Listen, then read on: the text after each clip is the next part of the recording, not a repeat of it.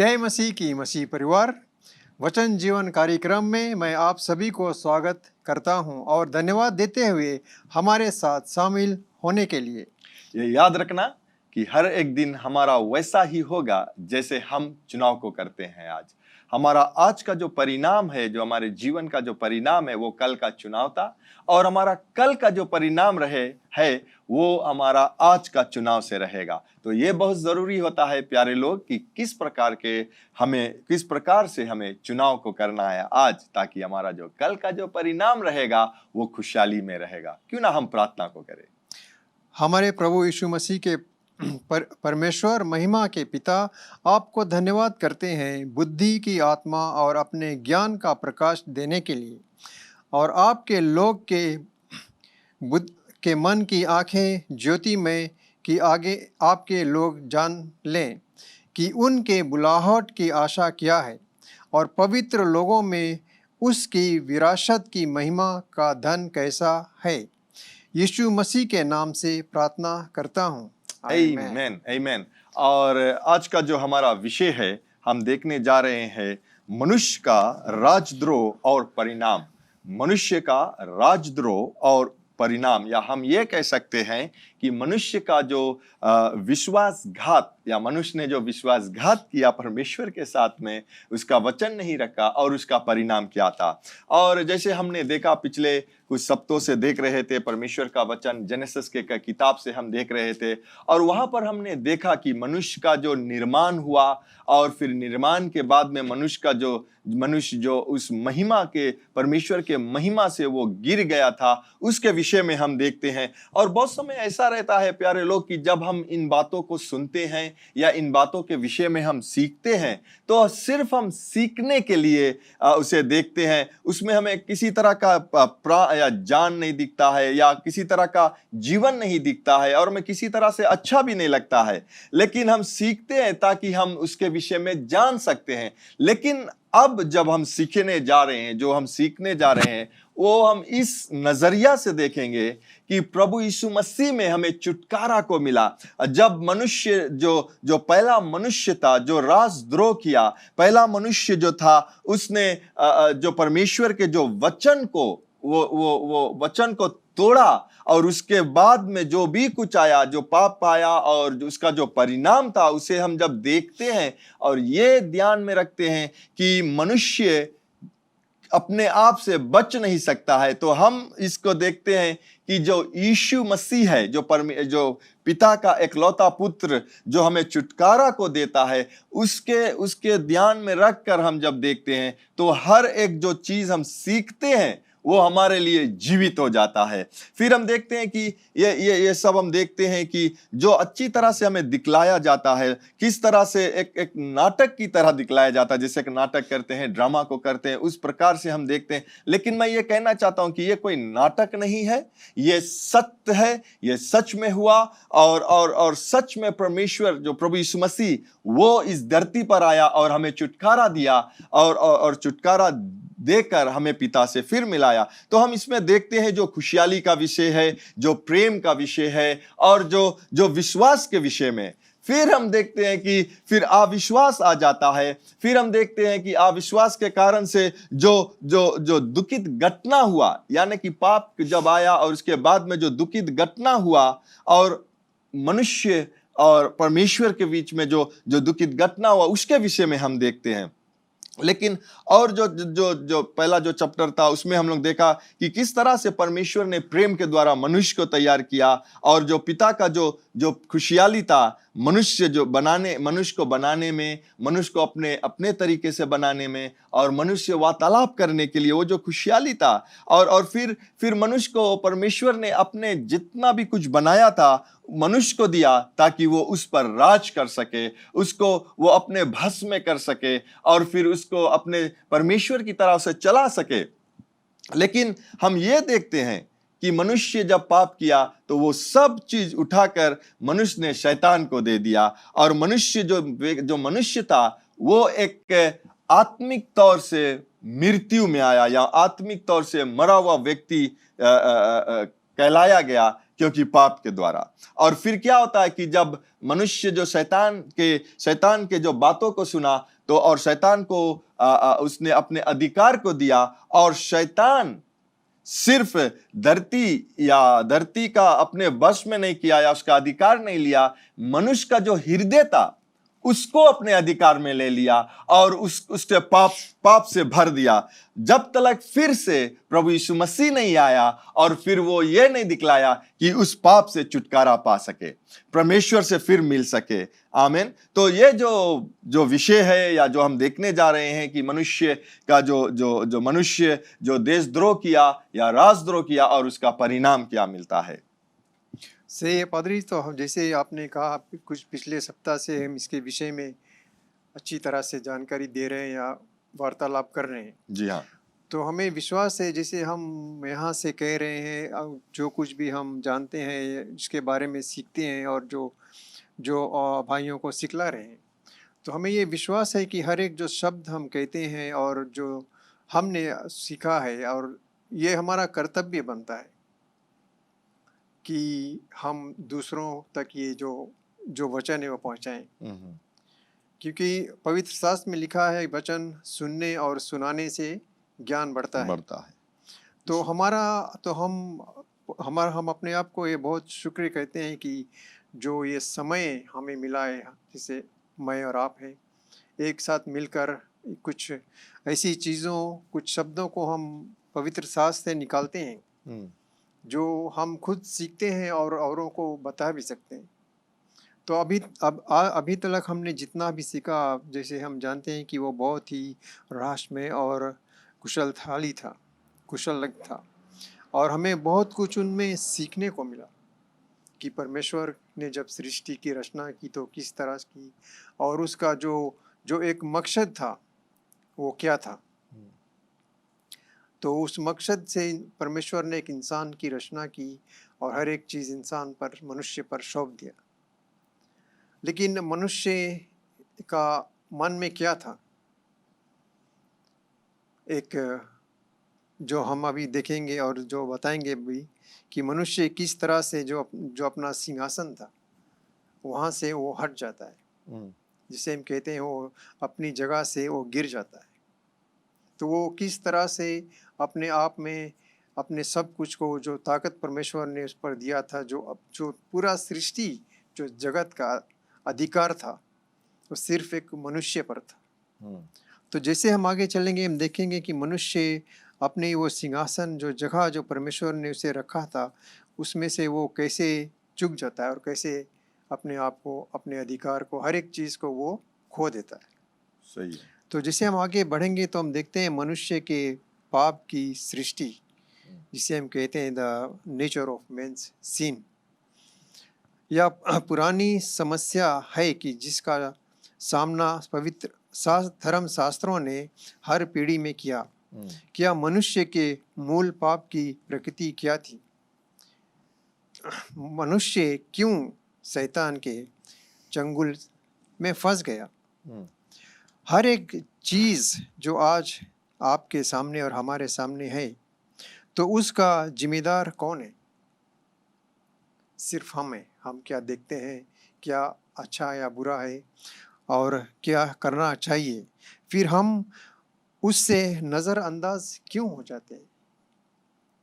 ये बहुत ही जानने की बात है कि हम अपने आप को जब परमेश्वर में रखते हैं, तो हम नज़रअंदाज कुछ ऐसी चीज़ हैं जिससे हम नज़रअंदाज से फिसल जाते हैं, खुद को गिर जाते हैं। मगर हमें इतना याद रखना चाहिए कि परमेश्वर ने हमें इस जगत पर हर एक चीज़ की सामर्थ्य और शक्ति दी है, और वो शक्ति शैतान से लड़ने की भी है। शैतान का हर सामना हम कर सकते हैं क्योंकि हमारे पास परमेश्वर का वचन है। मगर जब हम यहाँ तक पहुँचते हैं तो हम देखते हैं जो आदम था वो किस तरह से अपनी जगह से गिरा, और वो ऐसा, उसका जो पाप उसने किया वो शायद बहुत ही ज़्यादा था परमेश्वर के नज़र में, क्योंकि परमेश्वर उसे अपना ही तरह जानता था। वो परमेश्वर ने ये भी शायद नहीं सोचा कि मैं इस जो आदम को मैंने यहाँ इस वाटिका में रखा है और वो इतना चुक जाएगा एक सिर्फ एक सांप के जो उसका जो वचन उसने दिया, क्योंकि परमेश्वर ने आदम से कहा था कि सही तरह से कि उसे क्या करना चाहिए और उसका क्या अधिकार है। तो हम इस जगह पर हम किसको दोषी ठहरा सकते हैं? अगर हम देखते हैं पादरी साहब, जैसे आप कहता है कि किसको हम दोषी ठहरा सकते हैं, तो दोषी सिर्फ हम आदम को ही ठहरा सकते हैं, क्योंकि आदम ने परमेश्वर का वचन सुना। यानी कि हम ये कह सकते हैं कि परमेश्वर ने आदम को वचन को दिया था, उसे वो आज्ञा को दिया था कि क्या नहीं करना है, जो हम बाद में देखेंगे। लेकिन हम ये अगर देखते हैं कि किसको हम दोषी ठहरा सकते हैं, वो है आदम। हम सांप को भी दोषी ठहरा सकते हैं, क्योंकि उसने अपने शरीर को शैतान के बहकावे में आकर अपने शरीर को दिया। लेकिन उसको भी हम बगल कर देते हैं, क्योंकि परमेश्वर ने सांप को किसी तरह का आज्ञा को नहीं दिया था, मनुष्य को आज्ञा को दिया था। तो यहाँ पर हम देखते हैं कि जब हम देखते हैं कि मनुष्य का जो पाप का जो पाप की प्रकृति है, किस तरह का जो पाप था, ये वचन में अगर हम देखते हैं तो हम ये कह सकते हैं कि मनुष्य आदम को कानून नहीं दिया गया था, क्योंकि कानून दिया गया था जब मूसा का समय, जब ये लोग इज़राइल से निकलकर जब वो 40 वर्ष वो विल्डरनेस में थे, तो वहां पर कानून मिला था। यहाँ पर कोई कानून नहीं था। और जब हम देखते हैं कि जब कानून नहीं था तो किस प्रकार का जो ये गिरावट था, तो हम ये कह सकते हैं कि परमेश्वर ने आदम को एक कानून तो नहीं दिया था, लेकिन एक आज्ञा को दिया था, एक वचन को दिया था जिसे उसे पालन करना था। तो यहाँ पर हम देखते हैं कि जब आदम ने परमेश्वर का वचन को नहीं सुना, उसको उल्लंघन किया, उसका वचन का जो उल्लंघन किया हम कह सकते हैं, उसके द्वारा पाप आया। तो हम देखते हैं कि ये जो पाप था, धर्मशास्त्र इसे पाप कहता है, लेकिन अगर उसके नजरिया से हम देखते हैं तो ये एक राजद्रोह था। परमेश्वर ने आदम को एक राज्य संभालने के लिए दिया, लेकिन वो परमेश्वर के राज के विरोध में आकर शैतान को अपना राज्य दे दिया।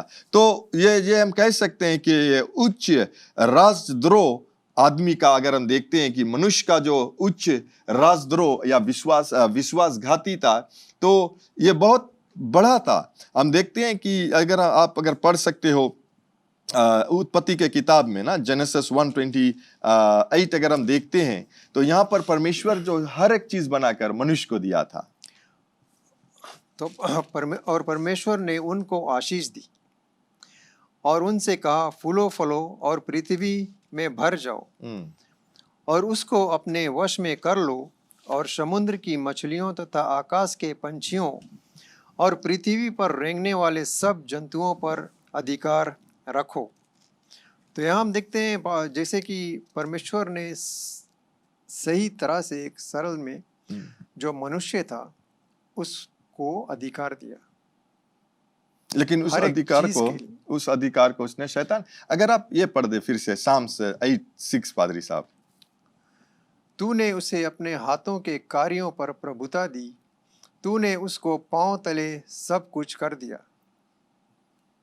यानी कि यहाँ पर हम देखते हैं कि परमेश्वर ने सब अधिकार को मनुष्य को या आदम को दिया, लेकिन आदम ने उस अधिकार को, वो जो या क्या कह सकते हैं, जो कानून तौर पर हर एक चीज आदम का था, लेकिन वो कानूनी तौर पर सब कुछ शैतान को उठाकर दे दिया।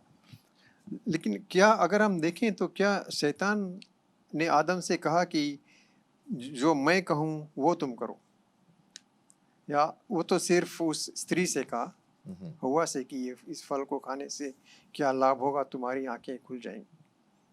लेकिन जब आदम वहाँ था वो तो जानता था कि क्या सही और क्या गलत है। उसे उतना अधिकार था कि उस अपने पत्नी जो स्त्री है उसे वो रोक सके, और उसके पास इतना अधिकार और ताकत था, वो जो सांप था उसको भी वो दंड दे सकता था। तो इस पर अगर हम देखें तो आदम का जो हम देखते हैं कि आदम ने जो उच्च राजद्रोह का अपराध उस पर था, तो वो एक कहने वाली बात है कि उसने जान ही कर अपने आप को शैतान के हवाले सब कुछ कर दिया, सौंप दिया। क्योंकि हम यहाँ पर देखते हैं, अगर पढ़ते हैं जो बाद में हम पढ़ेंगे जेनेसिस के किताब में पादरी साहब, यहाँ पर हम देखते हैं कि हम दोष आदम के पत्नी को नहीं दे सकता है, हव्वा को नहीं दे सकता है, क्योंकि आदम का ये काम था या जिम्मेदारी था कि अपने पत्नी को यह बतलाए। क्योंकि जब हम देखते हैं कि सुनते हैं वचन में से कि जब शैतान आकर स्त्री से बातें करता है, तो स्त्री कहता है कि हाँ, परमेश्वर ने कहा कि इस फल को खाना नहीं और ना तो छूना, क्योंकि छूने के विषय में परमेश्वर ने नहीं कहा था। परमेश्वर ने कहा सिर्फ खाना नहीं। अगर वो देखते हैं कि छूने के विषय में कहता है, तो अगर हम किस चीज को छुएंगे तो उसमें कुछ नहीं होगा, बिकॉज परमेश्वर ने खाने के विषय में कहा। और ये आज्ञा परमेश्वर ने सिर्फ आदम को दिया था, स्त्री को नहीं दिया था। यानी कि स्त्री अगर उसे खाए तो कुछ नहीं हुआ था, लेकिन जब तक आदम ने नहीं खाया। तो यहाँ हम देखते हैं कि ये भी हम कह सकते हैं कि आदम जो था वो बहकावे में शैतान के नहीं आया, स्त्री बहकावे में आया। इसीलिए हम ये कह सकते हैं कि आदम ने ये देशद्रोह या राजद्रोह का जो कार्य था या विश्वासघात का जो कार्य था, वो आदम ने किया। क्योंकि अगर हम पढ़ते हैं पहला तिमोथी के किताब में, पादरी साहब अगर आप पढ़ सकते हो, फर्स्ट तिमोथी 2:13-14 ले, वहां पर क्या बतलाता है हम लोग को? क्योंकि आदम पहले, उसके बाद हव्वा बनाई गई, और आदम बहकाया ना गया, पर स्त्री बहकाने में आकर अपराधनी हुई। राइट। यानी कि ये हमें बतलाता है, ये हमें सिखलाता है कि आदम परमेश्वर को जानता था, आदम शैतान को भी जानता था, या आदम ये जानता था कि परमेश्वर ने उसे क्या कहा है और उसका परिणाम क्या होगा। ठीक है, तो फिर हम लोग अगर पढ़े जेनेसिस के किताब में, तो हम लोग को पता चलता है पादरी साहब कि क्या हुआ वहां पर।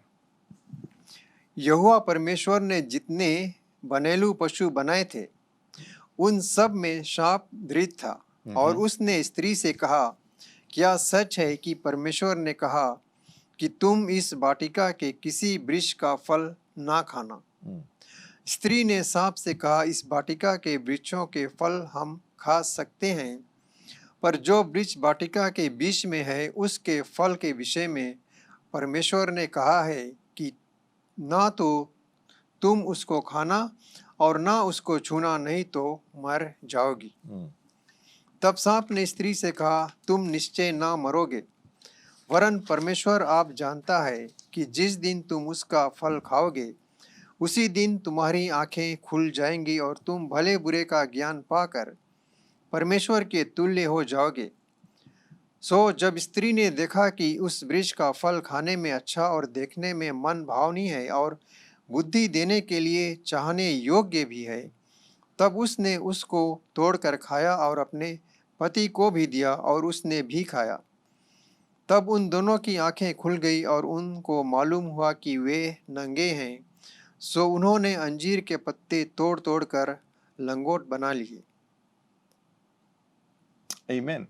यहाँ पर हम लोग को ये पता चलता है पादरी साहब की जब हव्वा ने खाया कुछ नहीं हुआ, लेकिन जब आदम ने उस वृक्ष को फल को खाया, तब उनके आंखें खुल गई। तो हम ऐसे देखते हैं पादरी कि आपके मान लिए साधारण तरह पर ये पत्नी कुछ कहती है, वो चाहे अच्छा है या बुरा, लेकिन उसका जिम्मेदार कौन है? पति है। पति। जी हाँ। तो ये अगर हम यहाँ पर देखें तो जो हव्वा थी, उसने खाया तो खाया, लेकिन अपने पति को खाने को दिया। तो वो पति के अंदर उस वक्त क्या था? क्या वो उसे खा ले, अपनी पत्नी है जो उसकी बात मान ले, या वो जो परमेश्वर ने उसे एक आज्ञा दी थी उसका वो पालन करे? और जो सांप ने बहकाने में उस पत्नी को लाया है, उसका दंड क्या है? क्योंकि सब अधिकार सांप के पास तो कुछ नहीं था, आदम के पास था। तो अगर हम देखें, जब आदम ने वाटिका में से निकला और गिरा, और जब इस पर ये जो पाप का दाग लगा हुआ है, जो देशद्रोही का, राजद्रोही का जिसे हम कह सकते हैं, तो वो किस तरह से उसने अपने आप से खो दिया, सिर्फ एक अपनी पत्नी की बातें सुनकर। पत्नी भी जानती थी कि परमेश्वर का वचन क्या है, क्या परमेश्वर ने आदम से कहा है। तो आपने जैसे कहा तो ठीक है, पत्नी तो खा लिया, कोई बात नहीं, ठीक है, लेकिन जो आदम था वो सब कुछ जानता था, वो हर एक चीज को उसी क्षण रोक सकता था। यहाँ पर हम देखते हैं पादरी साहब, ये कह सकते हैं कि आदम के पास वो अधिकार था कि हम बातें कर रहे हैं कि किस प्रकार से आदम का जो पाप का जो प्रकृति था, या हम जान गए हैं कि आदम जो फल को नहीं खाना था, या परमेश्वर का जो आज्ञा था उसे उसने उल्लंघन को किया और उसके द्वारा पाप आया, उसके द्वारा उन दोनों का आंख खुल गया। यानी कि जो महिमा से वो लोग ढके थे, वो परमेश्वर का महिमा से वो गिर गया था। इसीलिए वो देख सका, क्योंकि अभी तक वो लोग जी रहे थे परमेश्वर के आत्मा में, या आत्मा के द्वारा वो लोग जी रहे थे, लेकिन अब वो शारीरिक रूप में आ गया पाप के द्वारा। वहां पर आदम ने जब देखा उसका पत्नी जो था कि उसने वो वृक्ष का फल खा चुका था, तो हम ये कह सकते हैं कि आदम का पास वो सामर्थ्य परमेश्वर ने उसे दिया था कि वो उसे क्षमा कर सकता था कि पत्नी, मैं तुझे क्षमा करता हूं, जो तूने किया वो परमेश्वर के विरोध में है, तू अभी से ये ना करना। वो सांप को भी डांट सकता था, क्योंकि सांप उस समय बातें कर रहा था, क्योंकि उसके द्वारा हम देख सकते हैं कि जो वो बातें किया और जो स्त्री था उसको बहकावे में लेकर आए। तो हम ये कह सकते हैं कि वो सांप को भी डांट सकता था कि आज के बाद में तू ऐसा बातें ना करना, क्योंकि हम ये जान सकते हैं, या ये हम विचार कर सकते हैं कि वो लोग शैतान को डायरेक्ट नहीं देखा, शैतान उस सांप के अंदर छुपे थे और वो अपने बातों को कह रहे थे। यहां पर हम ये कह सकते हैं या लोगों को उत्तेजित कर सकते हैं, जैसे हम यहां पर अंत करेंगे पादरी साहब, कि हमें किसी की बात सुनना नहीं है। अगर कोई हमें कुछ कहता है, धर्मशास्त्र के वचन के अलावा कुछ कहता है, तो हमें यह जानना है कि यह परमेश्वर का वचन नहीं है, और यह परमेश्वर का वचन नहीं है तो हमें उसे सुनना नहीं है। क्योंकि जिस समय हम परमेश्वर के वचन के अलावा कुछ सुनते हैं और उसे करते हैं, उस वस्तुओं को छूते हैं जो हमें नहीं छूना चाहिए, तो क्या होता है कि हम उस महिमा के जो महिमा का रहित है, या जो महिमा है, उससे हम गिर जाते हैं, हम नीचे गिर जाते हैं। हम कुछ ऐसे वस्तुओं को जो परमेश्वर का आशीष है, हम उसे मिस करते हैं क्योंकि हम परमेश्वर का वचन नहीं। तो ये हमें सीख मिलता है आज कि हम आदम की तरह ना रहे, कि जब हम देखते हैं कि कहीं पाप हो रहा है और उसके साथ में हम शामिल हो जाए। नहीं, हम जब देखते हैं कि जो परमेश्वर का वचन कहता, जो नहीं कहता है, हम उसके विरोध में भी आ सकते हैं। वरना जिस प्रकार से हम ये कह सकते हैं कि आदम को दिखलाया गया था कि वो राजद्रोही थे या गद्दार थे, जो परमेश्वर के जो वचन को नहीं मानते थे, वो गद्दारी को किया परमेश्वर से। इसी प्रकार से आज अगर हम परमेश्वर का वचन नहीं मानते हैं तो हम परमेश्वर के विरोध में आते हैं, या हमें गद्दार कहला सकते हैं। तो हमें गद्दार का नाम नहीं चाहिए, लेकिन हमें चाहिए कि हम परमेश्वर का विश्वास योग्य व्यक्ति है, तो हमें परमेश्वर का वचन सुनना है। तो मैं विश्वास करता हूं कि हमें कुछ तो मिला होगा कि किस प्रकार से जो पाप है वो इस संसार में आए, और किस प्रकार से अव्वा जो थे वो बहकावे में आए। लेकिन आदम बहकावे में नहीं आया, वो सब कुछ जानता था, उसका परिणाम जानता था, पाप का परिणाम, लेकिन वो चुपचाप होकर अपने पत्नी का जो बात है उसे सुनकर पूरे तौर से वो पूरे जो हम ये नहीं कहते हैं कि पत्नी लोग बुरे हैं, नहीं, मैं ये नहीं कहता हूं, लेकिन हमें ये जानना जरूरी है कि क्या परमेश्वर का वचन है, और हम जब जानते हैं परमेश्वर का वचन, हम उसे रोक सकते हैं। तो पादरी साहब, हम प्रार्थना करें और यहीं पर समाप्त करेंगे। और उससे पहले पादरी साहब, अगर हम ये माने, अगर या सोचें भी कि उस समय परमेश्वर आदम के साथ था, वाटिका में परमेश्वर आदम के साथ था, उससे बातें करता था। लेकिन अगर हम सोचें कि आज परमेश्वर हमारे पास नहीं है, बातें नहीं कर सकता, लेकिन आज हमारे पास आदम से भी अधिक ताकत इस वचन से, जो पवित्र शास्त्र में। अगर हम इस वचन को लेकर चलें तो कोई भी सांप या कोई भी जो भी हमें गिराना चाहे, वो हमारे नज़दीक नहीं आ सकता, क्योंकि वचन में उतना सामर्थ और ताकत है। इसलिए हमें हर एक जगह, हर एक समय जो परमेश्वर का वचन है उसका पालन करना बहुत ही जरूरी है। आमीन। तो हम प्रार्थना करें। दयावान परमेश्वर, हम आपको धन्यवाद देते हैं आपके प्रेम, आशीष, अनुग्रह के लिए, और आपका ज्ञान का आत्मा के लिए जो आप हमें देते हैं। आपके वचन से जो हम सीखते हैं और सीख कर और उस पर हम चलते हैं, ये भी आपके पवित्र आत्मा के सामर्थ्य से होता है। तो आपका अनुग्रह सब पर रहे, यीशु मसीह के नाम से, आमीन। आपने प्रभु यीशु मसीह का वचन सुना है और प्रभु यीशु मसीह ये भी कहता है कि मार्ग, सत्य, जीवन मैं हूँ, बिना मेरे द्वारा आप पिता के पास नहीं जा सकते हो या पिता से मिल नहीं सकते हो। तो प्रभु यीशु मसीह को अपने जीवन में आप ग्रहण करना चाहते हो, उसको अपने जीवन में लेना चाहते हो ताकि आप उद्धार पा सकते हो, क्योंकि ये भी कहता है वचन कि जब आप अपने मुख से कहते हो कि प्रभु यीशु मसीह, परमेश्वर ने प्रभु यीशु मसीह को जिलाया है और अपने हृदय में इन बातों को विश्वास करते हो तो आप उद्धार को पाते हो। तो अगर आप अपने जीवन को प्रभु यीशु मसीह के देना चाहते हो और पवित्र आत्मा को अपने जीवन में लेना चाहते हो तो मेरे बाद में इस प्रार्थना को आप कीजिए। कहिए, स्वर्ग पिता, मैं विश्वास करता हूं यीशु मसीह प्रभु है जो क्रूस पर अपना प्राण दे दिया और पिता आपने तीसरे दिन बाद उसे फिर से जिलाया है मुझे पाप से क्षमा करने के लिए। प्रभु यीशु मसीह, मैं आपको अपना जीवन का प्रभु बनाता हूं। आज से मैं आपके मार्ग में चलूंगा, आज से मैं आपके सेवा करूंगा। मैं प्रार्थना करता हूं कि मुझे पवित्र आत्मा से भर दीजिए जो मेरे जीवन के हर एक दिन को आपके मार्ग में चलाएगा। यीशु मसीह के नाम से मैं ये प्रार्थना करता हूं, आमीन। अगर आपने इस प्रार्थना को किया है पहली बार तो जरूर आप हमें संपर्क कीजिए ताकि हम आपको वचन जीवन में आगे बढ़ने के लिए सिखला सके। और आपको हम धन्यवाद देना चाहते हैं हमारे साथ में शामिल होने के लिए आज। और अगले मिलने तक ये याद रखना कि स्वर्ग पिता जो विश्वास योग्य है वो आपसे प्रेम रखता है। प्रभु यीशु मसीह भी जो विश्वास योग्य है वो आपसे प्रेम रखता है। यहाँ JCLM में हम लोग आपसे प्रेम रखते हैं, आपके लिए प्रार्थना करते हैं और यीशु मसीह ही प्रभु है। Bye bye. Learn more from God's Word and send us your prayer request by visiting our website www.jclm.org, or you can like our Facebook page, Jesus Christ is Lord Ministries, to keep up with the Now Word of the Lord for the season. Follow us on Instagram, JCLM Fiji. Better still, subscribe to our YouTube channel, JCLM Fiji, to receive the latest teaching of God from the ministry.